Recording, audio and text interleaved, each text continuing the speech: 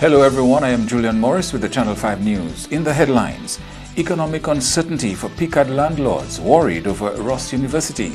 The Concerned Citizens Group says it's heading to Veka's constituency for electoral reform awareness drive, and Roseau South residents improve response time to natural disasters. The details coming up. When persons with TB sneeze or cough, healthy persons nearby breathe in the droplets and the bacteria can lodge in their lungs. People with weakened immune systems such as HIV/AIDS, alcohol and drug users, smokers, children, and the elderly are most susceptible. Persons with a cough should take precautions when in contact with persons in public places. Cover your mouth when sneezing and coughing. Visit your doctor or health center. You must complete your treatment. TB can be cured even with HIV. Be responsible. Help stop the spread of TB and HIV. Protect yourself and others.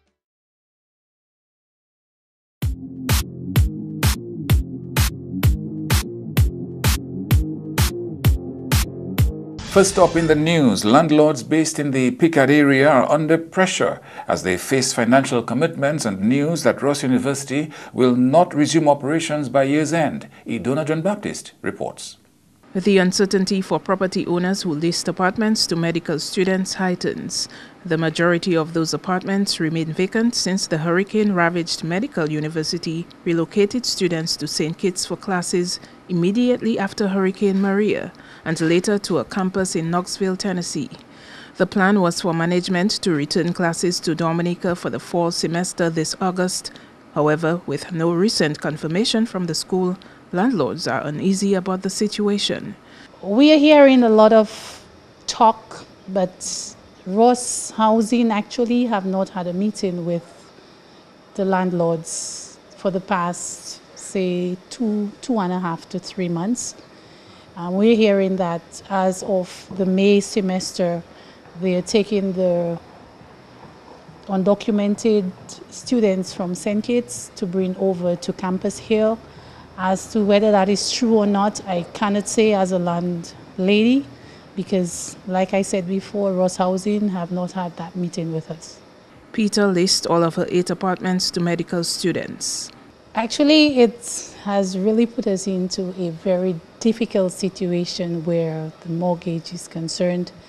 But the nice thing about it is that the bank, has negotiated with us and allow us a 6 months grace period in which we can build ourselves, not all together, but somewhat.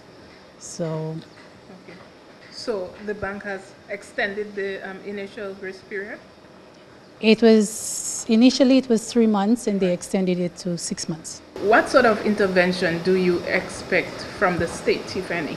The government have had a meeting with us where that is concerned, and we had our questions and answers came forth, and so they said they're taking those questions to cabinet, hoping that sometime that the government would assist landlords in helping with the rebuilding of broken apartments. Another landlord told Channel 5 News she too awaits clarity on the resumption of classes at the university. The only thing that we know, when they sent us an email that they would they moved the students to Tennessee, some of the students to Tennessee in January. But from now we haven't heard any news from Ross University. That level of uncertainty, how does that make you feel? Well, kind of sad, because as you know, this is, I think everybody gonna be affected, because I have about 6 ladies working with me and I feel bad for them. I feel very sad for them also. I am sad and I feel sad for them. I feel for the bus drivers, I feel for the shopkeepers, I feel for the farmers, everybody. Brumant says she has had to go back to her bank to request a further suspension on loan installments for her apartment buildings. I have 20 apartments right now in this building. As you know, we did not build the building by ourselves. We are owing the bank, so I think that is our main source of living, and we are very concerned about that. What they did, they gave us a grace period up to January, but we had to meet up with our insurance. When January came, they came back, and then, well, my husband went talking to them, and then they They put it up to June for us, but we still has to meet with the interest, which is very high. A further complication to the matter is that some properties have also been destroyed by the September disaster. We ensure that our loans are being paid through the students who are at Ross. I believe that some speedy resolution should be, brought to the situation so that the students can be brought back as to the soonest. Well, not necessarily government intervention. I understand, subject to correction, that the demolition works at Ross and some of the works that are supposed to be done have not been done as yet. So I guess that's probably one of the delays. I don't know what the intricacies are, but I believe that, that can be speeded up and to ensure that the students are brought back. Idona John Baptist, Channel 5 News. The Concerned Citizens Movement is planning on holding a public awareness drive on electoral reform in the Prime Minister's constituency on Saturday. President of that group, Loftus Durand, says they're inviting people who have concerns over processes involving the conduct of past general elections to share them. What we have been saying and what we will say to the people of the Vickers constituency, Dominica is much more than your political party. Dominica is here to stay. We should preserve our country for future generations. We are speaking about campaign finance reforms. We are speaking about the cleaning up of the voter registry. Durand says they are not entirely satisfied with recent amendments to electoral laws. Part of it, in terms of the re-registration that they spoke about, that where we're concerned, yes, it was to improve it. What was supposed to have taken place in Parliament of May of last year, it was to amend the laws. Well, one section was to amend the laws as it pertains to treating and bribery and to step up the laws as it pertains to our Registration by Electors Act. And so that move we deemed to be unlawful. And so when we heard that this government was attempting to go to Parliament. A matter of fact, they went to Parliament to try to amend those laws. We, the patriots of this land, we stood up. The High Court in 2010 struck out the United Workers' Party's election petitions challenging the results of the 2009 general elections on the basis of treating and bribery in several constituencies, including St. Joseph, La Plaine, and Wesley. The exercise was described in the judgment of that matter as a fishing expedition. Residents of Roseau South constituency have embarked on an innovative project in order to improve their response time to natural disasters. The housing database project began in February to take stock of all houses in the constituency, whether they were affected by Hurricane Maria or not.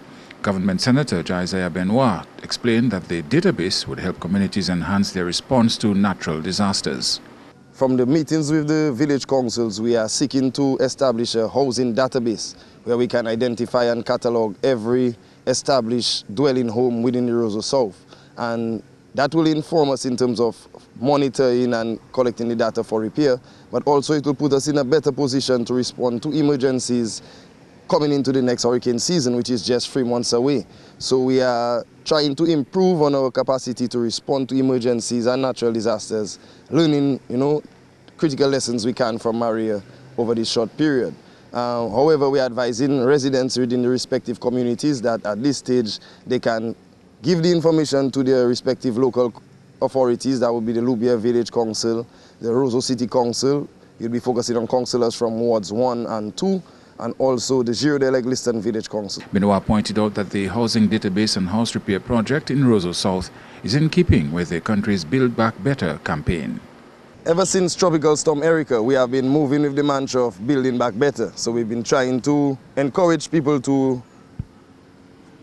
facilitate better building practices. However, after Maria, we know that the government is now making more training available to our contractors, and so we are just encouraging them to make the best use of that, put it into practice now that we are going to repair homes after Maria. Now, it's a process that is still new for most of our contractors. So we are just monitoring and working with them to see how we can build their capacity to make sure that the homes that are repaired better and more resistant to Category 5 hurricanes and other natural disasters that we experience as a result of climate change. Earlier this year, thousands of farmers from around the country benefited from an $18 million emergency response grant made available under the Disaster Vulnerable Response Project. The Ministry of Agriculture intended that the immediate stimulus grant would buffer the short-term loss of income due to Hurricane Maria. The grant was a short-term mobilization response to the negative impact of the hurricane on the farming community. Farmers could use that money to restore crops and livestock production. But one farmer tells Channel 5 News he deserves more than the $3,000 he received, considering the size of his farm and his output. I was expected to rank in the higher level of the 10,000, and I got 3,000. But I do good with it. I did well with it. And if I could have gotten a little bit more, I would be much more satisfied, because I know that I hire labor. I have a lot of losses as well. I suffer a lot of losses, and it would have helped me quite a bit, but I did not get it, so I just, remain, satisfied with the 3,000 that I got. I would have been satisfied with even 1,000 if based on their ratings. But when I heard when I saw that there are many farmers who got much more, money for very little production or next to nothing, and in comparison of the volume of production that I am involved in, agricultural activity, I realized that, I concluded that I should have gotten much more money, because I'm a major vegetable producer. Whenever I harvest, my van always full of cabbages and lettuces and those things to the market. Antoine is unable to give an accurate figure in terms of the volume of production on his farm. That sort of information could be critical in his efforts to access funding. Do you see the necessity of record keeping on your farm? Well, yes. Record keeping is a major initiative that farmers should undertake. But sometimes that way, we do not do it. I don't know if it's because we are too busy or we do not have enough income at one time in our hands to be able to budget. Because most of the time, we only spend what we have. We don't have a fixed budget, a fixed amount that we can allocate X amount to X amount and pay. It's it's a hand-to-mouth activity. So it put a strain on us as to real budgeting. But if we would have taken have an amount or loan or something, you would have let's say $20,000 in your hand, those kind of things like that. It would be much easier for the farmer to be able to allocate X amount for labor, X amount for seedlings and inputs and those kind of things, and X amount for other expenditures. Antoine says irrigation problems are currently affecting diversification on his farm. You are watching Channel 5 News. More news after the break.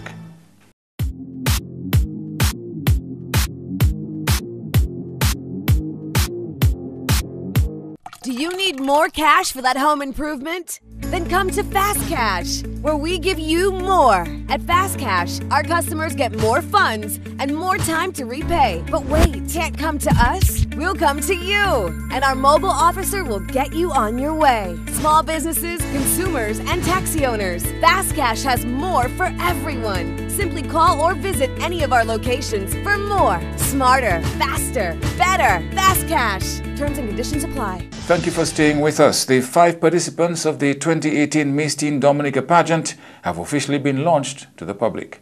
The 41st annual Miss Teen Dominica pageant, being held under the theme Celebrating the Talents of Our Youth, is being organized and hosted by the Waitakobili Dance Theatre Company. Artistic Director of the dance company, Raymond Lawrence, says the hosting of a pageant this year is a great accomplishment for the organization. Thanks be to God that in spite of Hurricane Maria and its negative impacts, that by the grace of God, the teen pageant is still standing. Events like the teen pageant support the visual and performing arts program, which is now being taught in schools, and some of the students may even go on to sit CXC exams in some of these art forms. Let me applaud as well the schools which decided to take part in the teen pageant this year, that in spite of the challenging circumstances we now face as a result of the hurricane, there are schools which still decided to participate in the pageant. And I really would like to thank what I call these champion schools in a very special way.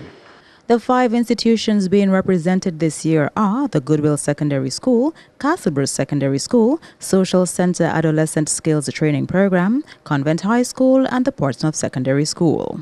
Here before you stands Cyan Davis, a 4th form student and proud representative of the Goodwill Secondary School.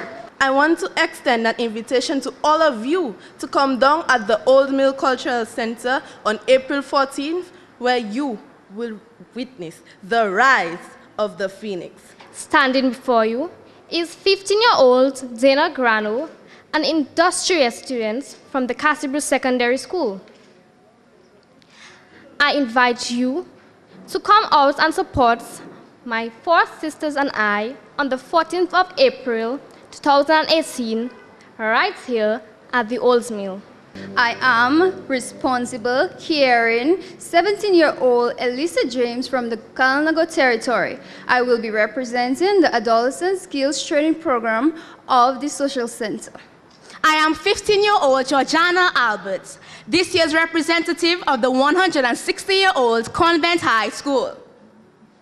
I am currently a 3rd form student and study 13 subjects, of which mathematics is my favorite. Before you is an elated contestant in the Miss Teen Dominica pageant and a gratified representative of the Portsmouth Secondary School. This Nubian goddess graces your presence to bring difference in a time of metamorphosis. I am 16-year-old Nzinga Kwale, and it is my pleasure to be here. The reigning Miss Teen Dominica is 16-year-old Cheyenne Dewhurst, formerly of the Convent High School, who, as a result of Hurricane Maria, is currently a student of the St. Joseph Convent in Castries, St. Lucia. Andrea Louis, Channel 5 News. And the Waitu Kubuli Dance Theatre Company has come in for high commendation for organizing the first pageant of the year. The usual slate of pageants which would have taken place during carnival celebrations was put on the back burner due to Hurricane Maria. Marketing executive with the Discover Dominica Authority, Samantha Later, says the staging of the Miss Teen Dominica pageant shows the resilience of the Dominican youth. We are indeed a resilient nation, a resilient people.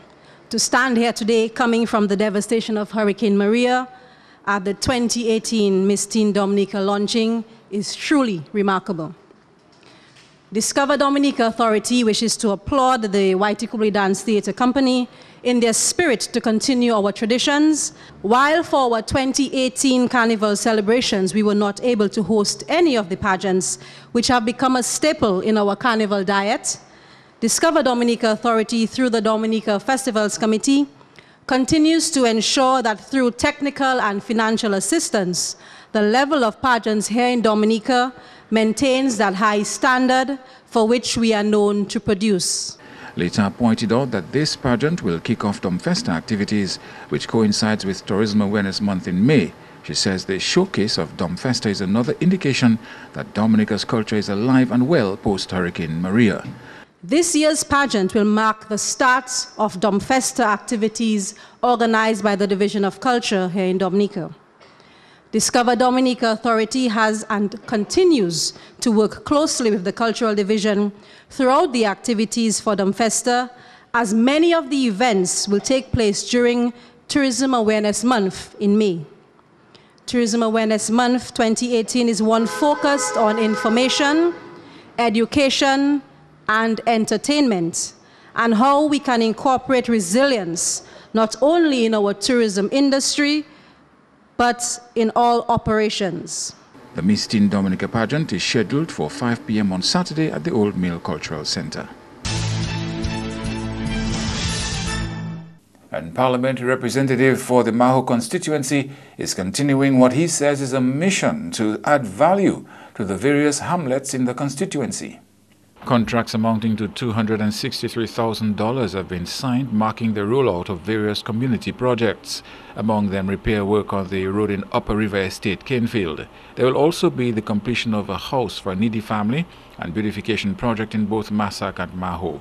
The MP believes keeping the community clean would complement the infrastructural improvements being undertaken. I'm very much troubled about that we have so many derelicts and persons that are not taking pride in the environment. And it hurts my heart to see that, yeah, it is, some people are being, making it possible through the toil and the sweat to keep the place clean. But the others who, to my mind, who have almost made it their vocation to litter the place and to have derelict vehicles all over the place. I think that, as I've said before, we have to embark on a comprehensive campaign to rid the community, most of the constituency of Maho, of derelict vehicles once and for all. It's not only a public health hazard, but it actually takes away from the people's property value. And I think that we have to confront that as a community and as a country. Other projects to be done include the upgrade and painting of the basketball court at Teaser Grounds, rehabilitation of the Zabwiko Bridge leading to the cemetery, and housing for needy residents are among the other projects.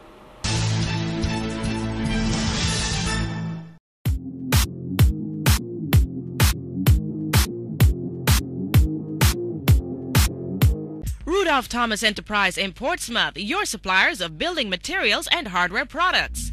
Over 20 years experience in the business. Rudolph Thomas has lumber and plywood, galvanized and fence pipe. Check out Rudolph Thomas for ceramic and vinyl floor and wall tiles, nails, nuts and bolts, paint and painting supplies. And check out their line of electrical and hand tools. Go now to Rudolph Thomas on 1240 Bay Street in Portsmouth.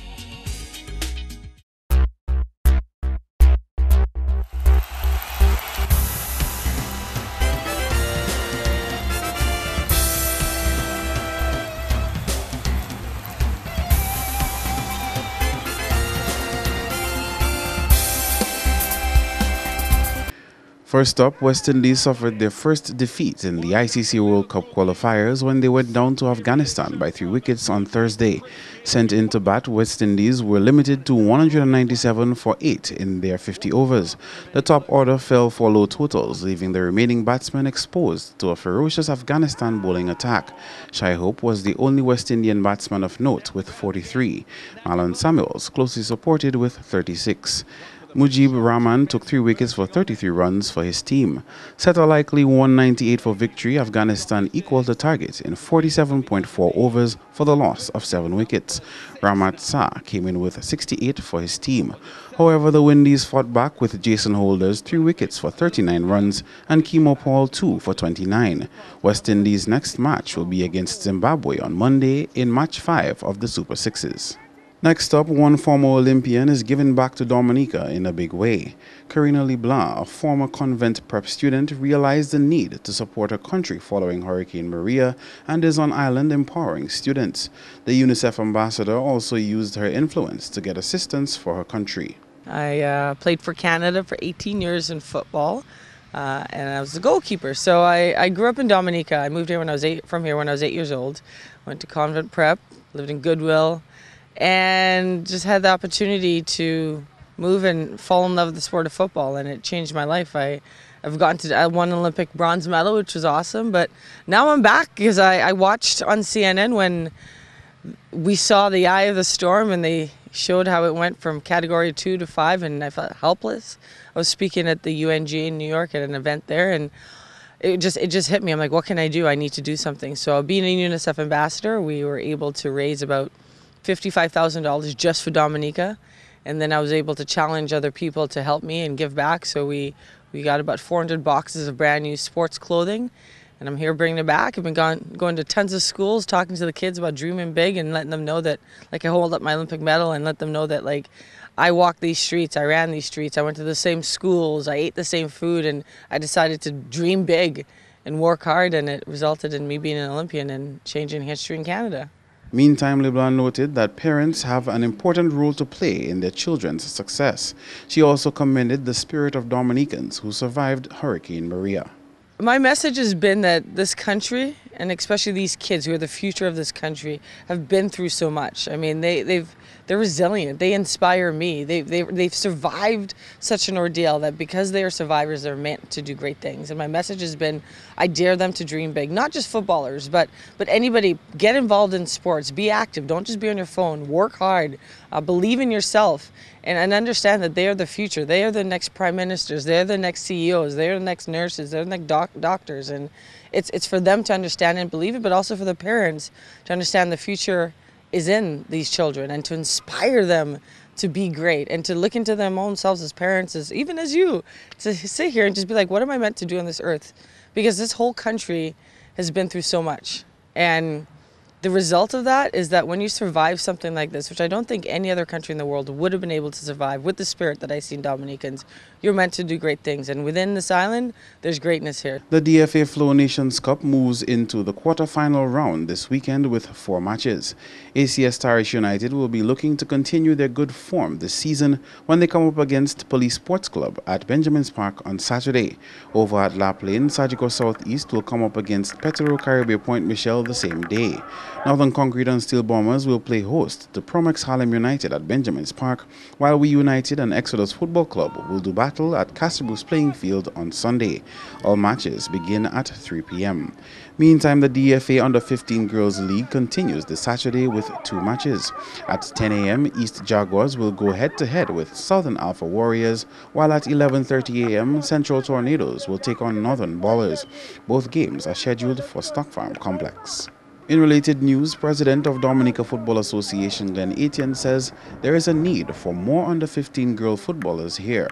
Earlier this year, DFA launched the Under-15 Girls League, and Etienne pointed out the development of talent in that age category should have a positive spillover effect. Since last year, we've been talking about the Under-15 CONCACAF. We competed with the men's, and every year CONCACAF have the 1 year under-15 boys and 1 year under-15 ladies. The ladies will be on show this year, and we put a team together. That's our development program. Also, we want to develop both the men aspect and the women aspect of football, and that is one of the areas we've seen fit that if we have to compete at whatever level it has to be, we need to start nurturing the young person at the development age, and that is one of our programs that we have established, is the under-15, and which we're going to continue keeping them in training, because when they move from under-15, they're going to move from under-17 into under-23s and into your senior national team. So I think what the DFA has done is really put a platform in place in terms of structuring our technical approach of football, in terms of understanding and knowing the players, not just selecting them by, but we understand them and we know them at a very tender age, and we can nurture them and play the style of we want them to play. Following this league, a team will be selected for training to compete in the CONCACAF Under-15 Girls League in Florida later this year. That's all the sporting highlights for now. I am Kenny Williams. Join us next time.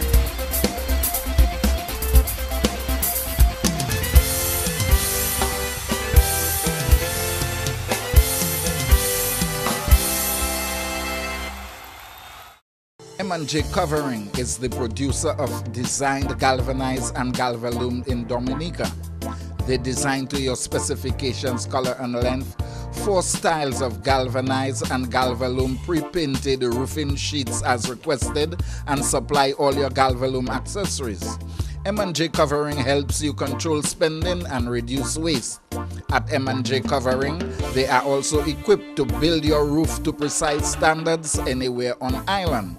So come to M&J Covering at 1 Mile in Portsmouth, or call 445-5001, 275-5003 today. To end the news, the headlines again. Economic uncertainty for PCAD landlords worried over Ross University. The Concerned Citizens Group says it's heading to Vacas constituency for its electoral reform awareness drive. And Roseau South residents improve response time to natural disasters. Feel free to contact us at news@marpin2k4.com. You can access our past newscasts on our YouTube channel. On behalf of the production team, I am Julian Morris. Thank you for watching. Join us tomorrow.